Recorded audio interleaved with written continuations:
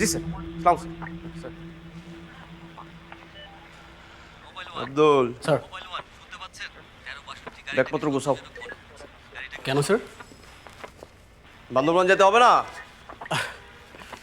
Sir কতদিনের tour sir? টুন না, পার্মানেন্ট বদলি। স্যার এভাবে বললেন না স্যার, ভাত গলা দিয়ে নামবে না স্যার। আমরা কি দোষ করছি স্যার? তুমি কি আসলেই বোকা না বোকা থাকার ভান করো আব্দুল? Sorry sir. 3 মাসে 3টা মায়া গায়েব হয়ে গেল, কোনো সিঙ্গেল ক্লু মাত্র তুমি আমাকে আইনা দিতে পারলা না। ক্লুলেস হয়ে বসে রয়েছে এইখানে, আবার বলে গলা দিয়ে ভাত নামবে না স্যার। একদিকে মিডিয়া, সোশ্যাল মিডিয়া, আবার নারীবাদীরাও আছে। এখন কে ফোন করছিল জানো?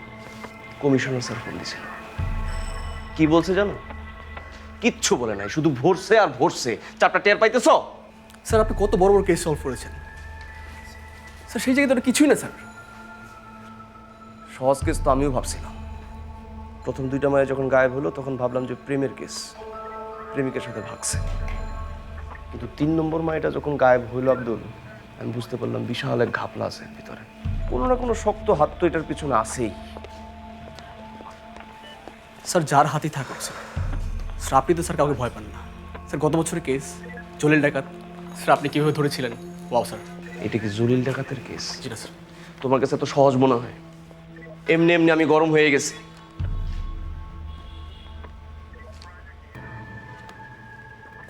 আচ্ছা, ওই যে স্যার। জলিলের কেসের সময় তোমার যে ইনফর্মারগুলো কাজ করছিল, স্যার। তাদের কোনো আপডেট আছে তোমার কাছে? স্যার আমি খোঁজ নিচ্ছি।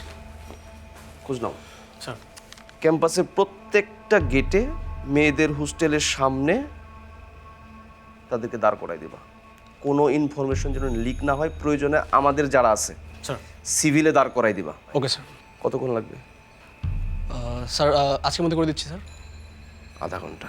স্যার। কতক্ষণ? আধা ঘন্টা। ওকে স্যার, আধা ঘন্টা।